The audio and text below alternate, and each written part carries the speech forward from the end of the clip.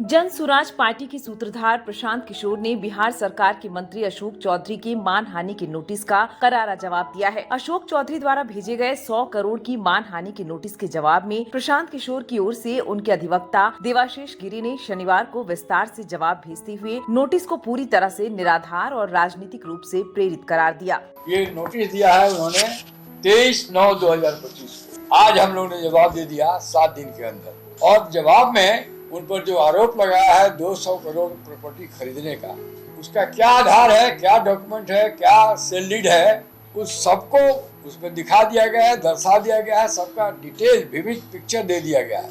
200 करोड़ का दे दिया गया है। अब उनका क्या कहते हैं, प्रेस में देख सुनने में आया है कि हमारे पत्नी का नाम है, वो कैसे खरीदी, कैसे, ये हम अभी जांच कर रहे हैं।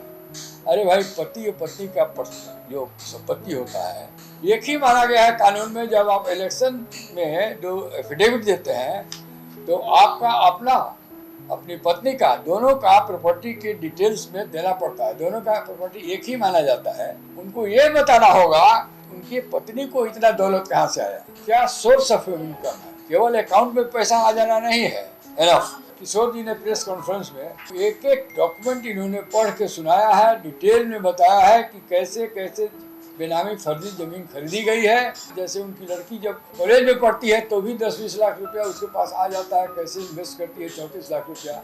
ये सारा बात ये हाईलाइट कर चुके हैं। उन सब बातों को भी हम लोगों ने इनकॉर्पोरेट कर दिया है, क्योंकि वो कहे थे कि बिना सबूत के ये आरोप मुझ पर लगाया गया। जो लास्ट प्रेस कॉन्फ्रेंस किशोर जी ने किया उसमें क्या कहा इन्होंने, सब डॉक्यूमेंट देख के मुख्यमंत्री जी से मांग की गई है कि कम से कम एक जांच तो बैठा के देख लीजिए कि हमारा आरोप सत्य है या असत्य है, इंक्वायरी कराइए, एक्शन लीजिए। आप चुप कैसे बैठ जा रहे हैं? हम लोग डॉक्यूमेंट दे रहे हैं, हम लोग स्टेब्लिश कर रहे हैं कहाँ से उन्होंने करप्शन से पैसा कमाया है, करप्शन किया है। ईडी भी चुप बैठा हुआ है। यदि अभी किसी दूसरे दल का रहता तो अब तक एक्शन ले लिया रहता। स्टेट गवर्नमेंट का जो इकोनॉमिक ऑफेंसेस जो विभाग है चुप बैठा हुआ है। ये तो प्राइमा फेसी केस तो हम लोग दिखाई दिया है कि हुआ है। अब इसमें एक जांच कर लेना चाहिए, इन्वेस्टिगेशन कर लेना चाहिए। दूध का दूध पानी का पानी हो जाएगा। बेसिकली हम लोग ने नोटिस में लीगल एस्पेक्ट बताया है, फैक्चुअल एक्सप्लेन हो गया है, डॉक्यूमेंट्स दे दिया गया है। पब्लिक मनी को इलीगल तरीके से उन्होंने कमाया है और बेनामी रूप में उसको इन्वेस्ट किया है, तो इसको उजागर करना प्रशांत जी का या पूरे जन सुराज पार्टी का कर्तव्य बनता है, और लीगली उन्होंने किया है। अब उनके पूरे जीवन का तनख्वाह, जिस भी पद पर रहे, मंत्री रहे, एमएलसी रहे, जो भी रहे, जोड़ दीजिए, और जो इतना प्रॉपर्टी उनके नाम या उनके बेनामी उनके परिवार के लोगों के नाम से है, उससे ज्यादा है। तो ये ईडी का भी केस बन जाता है और ये प्रिवेंशन ऑफ करप्शन एक्ट का भी केस बन जाता है। जो हम लोगों ने जवाब दिया है, लीगल एस्पेक्ट जो बताया है, तो हम नहीं समझते हैं कि वो कोर्ट में जाएंगे। इसके बाद भी यदि कोर्ट में जाते हैं तो अपना ही फजीहत कराएंगे। डॉक्यूमेंट है, हम लोग प्रूफ कर देंगे, हम लोग स्टेब्लिश कर देंगे। ओनर्स पहले उन पर लाई होता है। 256 में ओनर्स उनको लाई है, उनको दिखाना है। जो डॉक्यूमेंट हम लोग दिखा दिया है कि उसमें उनका मिली भगत नहीं है, उनका पैसा नहीं है, उनको दिखाना है। पार्टी के प्रदेश महासचिव किशोर कुमार ने बताया कि अशोक चौधरी को भेजे गए जवाब में कहा गया है कि उन्होंने गलत तरीके से सही तथ्यों को छिपाकर कानून का सहारा लेने की कोशिश की है, ताकि जनता के बीच उनके खिलाफ उठ रहे सवालों को दबाया जा सके। उदाहरण के तौर पर योगेंद्र दत्त द्वारा साल 2021 में अशोक चौधरी की बेटी शांभवी चौधरी को जिन प्लॉट की बिक्री की गई, उनकी डीड में स्पष्ट लिखा गया कि योगेंद्र दत्त को 34,14,000 रुपए चेक, डिमांड ड्राफ्ट और कैश के माध्यम से दे दिया गया है। अब वो एक पैसा मांगने के हकदार नहीं है। सवाल है कि यह रकम किस चेक और डिमांड ड्राफ्ट से दी गई, इसकी जानकारी भी नहीं है।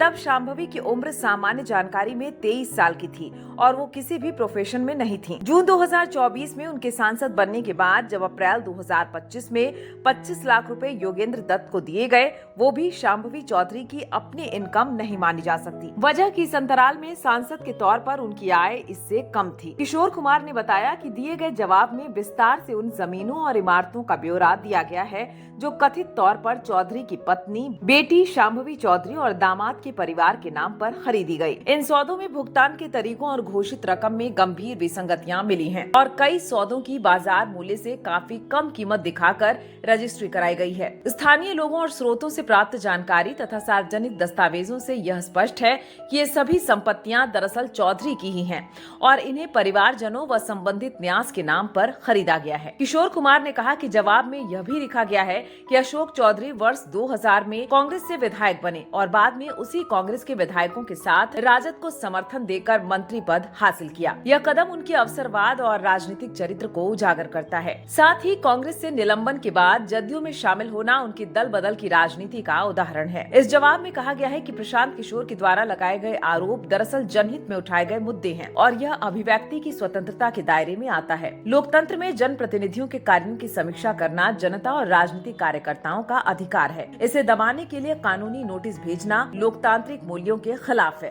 बेटी का विवाह तय होता है और शादी से पहले मात्र 4 महीने के दरमियान, मैं आपको डीट बताऊं, मैं मात्र 4 महीने के दरमियान खरीदी गई 6 जमीन का डीट मैं आज आप सब लोगों से शेयर कर रहा हूं।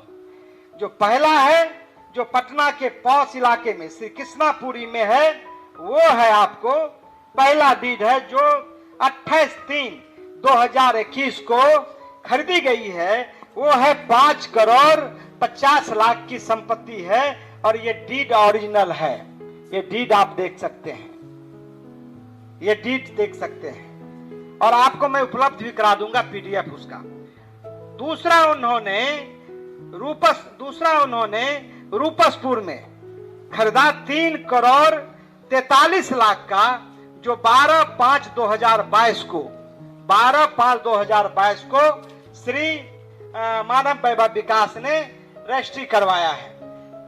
तो तीसरा जो है वो है रूपसपुर में ही 8 करोड़ 90 लाख का 12/5/2022 को, ये ट्रस्ट के द्वारा ही ये जमीन खरीदा गया।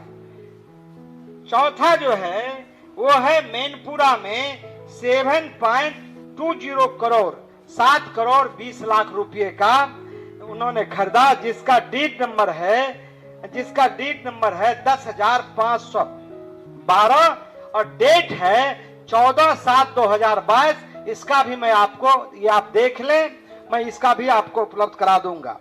और पांचवा है आपको पाटलिपुत्रा में खरीदा है 15/7/2022 को, उसका डीड नंबर है 10,555, जो 15/7/2022 को 2 करोड़ 5 लाख रुपए में खरीदा है, उसका डीड ये है। ये सब ओरिजिनल है।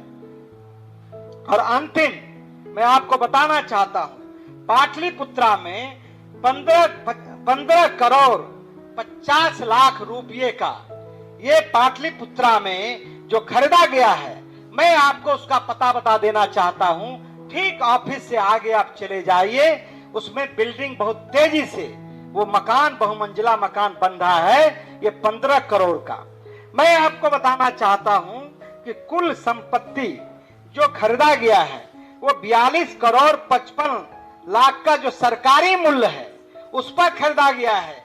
लेकिन एक सिर्फ मैं आपको वानगी बताना चाहता हूं, यदि किसी को पता लगाना है तो मैं आपको ये उपलब्ध करा देता हूं। ये ठीक यहां से 200 मीटर के दूरी पर वो है, उसका बाजार मूल्य सिर्फ एक मकान का, जमीन का सिर्फ बाजार मूल्य उसका लगभग 100 करोड़ रुपया होगा, 100 करोड़ रुपया होगा।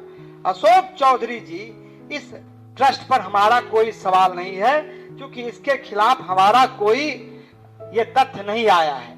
लेकिन एक ऐसा सर्कमस्टांसेस बना है, परिस्थिति जन साक्ष्य लगता है कि जब इनके बेटी के साथ सगाई होती है तभी ये संपत्ति कैसे आता है।